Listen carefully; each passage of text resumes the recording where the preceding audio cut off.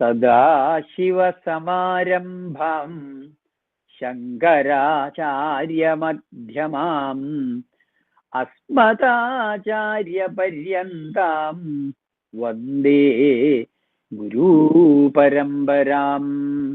എല്ലാവർക്കും എൻ്റെ വിനീത നമസ്കാരം, സ്വാഗതം. നാലാമത്തെ ശ്ലോകത്തിലും മൂന്നാമത്തെ ശ്ലോകത്തില് എന്താണോ ആചാര്യസ്വാമികൾ പറഞ്ഞു വെച്ചത് അതിന്റെ തുടർച്ച തന്നെയാണ്. ഭഗവതിയുടെ പരാശക്തിയുടെ പാദമാഹാത്മ്യമാണ് ഈ ശ്ലോകത്തില് പ്രതിപാദിച്ചിരിക്കുന്നത്. സകല ദേവന്മാർക്കു പോലും ആരാധ്യയും അതുപോലെ തന്നെ അവരുടെ ശക്തി സ്രോതസ്സും ആണ് പരാശക്തിയായ പാർവതി. എങ്ങനെയാ നമ്മൾ പറയാ? അഖിലാണ്ട കോടി ബ്രഹ്മാണ്ടങ്ങൾക്കും ആശ്രയമായിട്ടുള്ളവളാണ് ആ പരാശക്തി.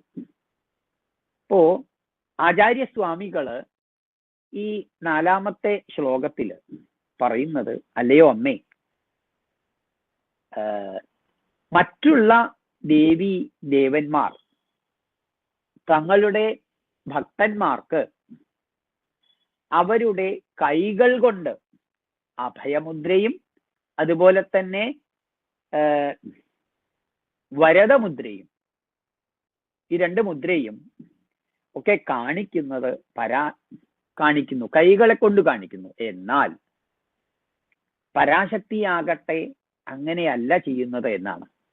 മറ്റു ദേവന്മാര് തങ്ങളുടെ ഭക്തന്മാർക്ക് വേണ്ടി അവരുടെ കൈകളെ കൊണ്ട് അഭയമുദ്രയും വരദമുദ്രയും കാണിക്കുമ്പോൾ പരാശക്തി അങ്ങനെയല്ല. ഭക്തന്മാരെ ഭയത്തിൽ നിന്ന് രക്ഷിക്കുവാനും അവര് ആവശ്യപ്പെട്ടതിലധികം, വാഞ്ചാസമധികം എന്നാ ശ്ലോകത്തിൽ പറയുന്നത്, ആ ഭക്തന്മാരെ ആവശ്യപ്പെട്ടതിലധികം ആഗ്രഹങ്ങൾ നിറവേറ്റി കൊടുക്കുന്നതിന് ഭഗവതിയുടെ പാദപത്മങ്ങൾ കൂടുതൽ സാമർഥ്യം പൂണ്ടതാണ് എന്ന് ശ്ലോകത്തിലൂടെ വ്യക്തമാക്കുവാൻ ആചാര്യസ്വാമികൾ ശ്രമിക്കുന്നു. നമുക്കറിയാം, എല്ലാ ലോകത്തെയും നിയന്ത്രിക്കുന്ന സകല ദേവന്മാർക്കും മേലെയാണ് കർമ്മശക്തി എന്ന ആ ആശയം ഇവിടെ വ്യക്തമാക്കുകയാണ് ആചാര്യസ്വാമികൾ. നമ്മൾ പറയാറില്ലേ സാധാരണയ്ക്ക്, ഒരു ശ്ലോകം തന്നെയുണ്ട്, ആപതി കിം കരണീയം. ആപത് ഘട്ടത്തില് എന്താണ് കരണീയമായിട്ടുള്ളത്? ഒരു ചോദ്യമാണത്. അപ്പൊ അതിന് ഉത്തരം എന്താണ്? സ്മരണീയം ചരണയുഗളമമ്പായ. ദേവിയുടെ പാദകമലങ്ങള് എന്താണ്? സ്മരിക്കുക, ആരാധിക്കുക, ഉപാസിക്കുക. എന്താണ് പറയുന്നത്? സ്മരണീയം ചരണയുഗളമമ്പായ. അടുത്തത് ചോദ്യമായിട്ടാണ് വരുന്നത്, തത് സ്മരണം കിം കുരുതേ എന്നാണ്. അങ്ങനെ ഒരു ആരാധന, അതല്ലെങ്കിൽ ഉപാസന, പ്രാർത്ഥന എന്താണ് ഒരു ഭക്തന് നേടിത്തരുന്നത്? അടുത്ത വരിയിൽ അതിന് ഉത്തരവ് നൽകുന്നുണ്ട്. എന്താണ്? ബ്രഹ്മാദീനപിച്ച കിങ്കരീ കുരുതേ. ബ്രഹ്മ, വിഷ്ണു, മഹേശ്വരന്മാര് പോലും, ത്രിമൂർത്തികൾ പോലും അവർക്ക് കിങ്കരന്മാരായിട്ട് വരുന്നു. കിങ്കരന്മാരായിട്ട് വരുന്നെന്ന് പറഞ്ഞാൽ എന്താ? അവന് പറഞ്ഞാൽ കേൾക്കുന്നവരല്ലേ. അപ്പോ പരാശക്തിയെ ഉപാസിക്കുകയാണെങ്കിൽ മറ്റുള്ള ദേവന്മാരുടെ അനുഗ്രഹാശിസ്സുകൾ പോലും ലഭിക്കും എന്നാണ് ഈ ശ്ലോകത്തിലൂടെ വ്യക്തമാകുന്നത്. ആ ശ്ലോകം നോക്കുകയാണെങ്കിൽ എന്താണ്? ത്വദന്യ പാണിഭ്യാം അഭയവരദോ ദൈവതഗണ എന്നാണ്. മറ്റുള്ള ദേവഗണങ്ങള് എന്താണ്? പാണിഭ്യാം കൈകളെ കൊണ്ട് അഭയമുദ്രയും വരദമുദ്രയും നൽകുന്നു.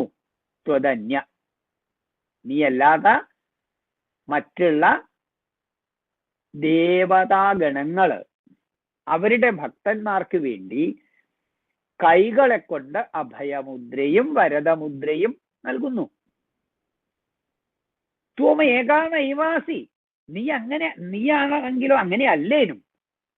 പ്രകടിതവരാഭീതി അഭിനയ എന്നാണ്. ഇങ്ങനെ ഈ കൈകളെ കൊണ്ട് ഒക്കെ അഭയമുദ്രയും വരദമുദ്രയും കാണിച്ച് അഭിനയിക്കുന്നില്ല നീ, അതാണ് പറയുന്നത്.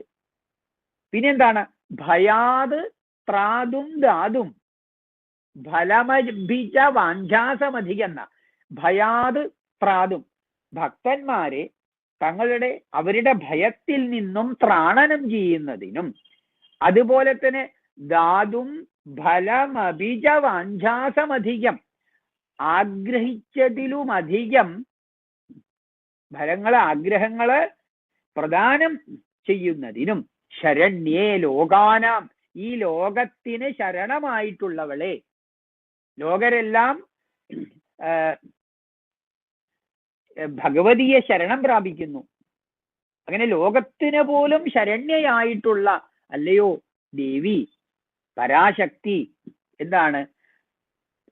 തവഹി ചരണാവേവ നിപുണവും, നിന്റെ ആ പാദകമലങ്ങൾ ഉണ്ടല്ലോ, അത് ഏറ്റവും നിപുണമാണ്, സമർത്ഥമാണ്.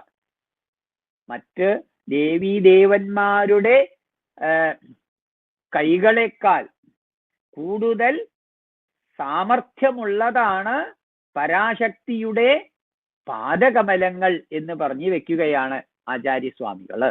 അപ്പൊ ഭഗവതിയുടെ പാദകമലങ്ങള് ഉപാസിക്കുകയാണെങ്കിൽ എല്ലാ അഭീഷ്ടങ്ങളും ലഭിക്കും എന്ന് ആചാര്യസ്വാമികൾ ശ്ലോകത്തിലൂടെ നമുക്ക് വ്യക്തമാക്കി തരുന്നുണ്ട്. നമുക്ക് അതിമനോഹരമായിട്ടുള്ള ആ 4ാമത്തെ ശ്ലോകം ഒന്ന് ശ്രവിക്കാം.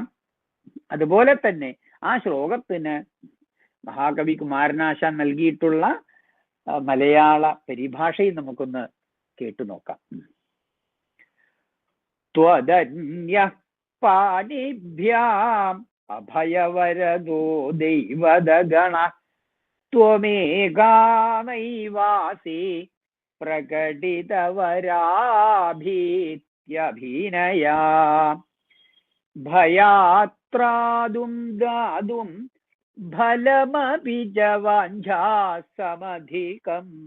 ശരണ്യേ ലോകാനാം തവ ഹി ശരണാവേവ നിപുണൗ. മലയാള പരിഭാഷ ഒന്ന് കേൾക്കൂ. ആമോദം പൂണ്ടു കൈകൊണ്ടമരർ അഭയമോടൊത്തഭീഷ്ടം കൊടുക്കും നീ മാത്രം ദേവി എന്നാൽ നലമൊടവയെ നൽകുന്നതമ്മട്ടിലല്ല. ഭീമാറ്റിപ്പാലനം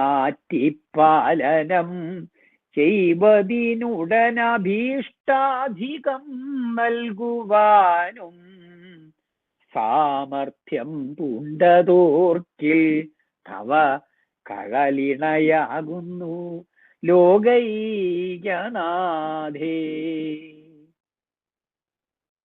ദേവിയുടെ ഈ കീർത്തനം, ഈ ശ്ലോകം ശ്രവിച്ച നിങ്ങളെല്ലാവരെയും ദേവി അനുഗ്രഹിക്കട്ടെ എന്ന് പ്രാർത്ഥിച്ചുകൊണ്ട് നന്ദി, നമസ്കാരം.